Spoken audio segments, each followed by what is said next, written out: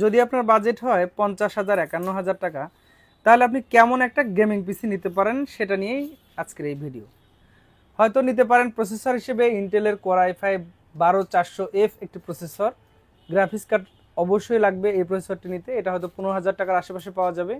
একটা graphics card নিতে পারেন এখানে গুনিরিয়ার ফোটন সিরিজের একটি গ্রাফিক্স কার্ড ERC 380 মডেলের। এটা নিতে চাইলে আপনাকে হয়তো খরচ করতে হবে 15,000 টাকার আশেপাশে। মাদারবোর্ড হিসেবে নেওয়া যেতে পারে MSI এর Pro 610ME DDR4। এটা নিতে চাইলে 10,000 টাকার আশেপাশে একটা অথেন্টিক মাদারবোর্ড পেয়ে যাবেন।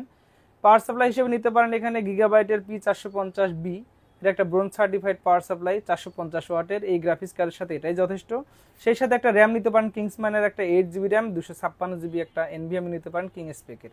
চমৎকার ওশেন ভিউ একটা কেসিং থাকবে। কমপ্লিটলি এই পিসিটি নিতে চাইলে আপনার মোটামুটি খরচ হবে 51,000 থেকে 52,000 টাকার আশেপাশে। আমার মনে হয় বাজেটের মধ্যে এটা একটা অবশ্যই সেরা।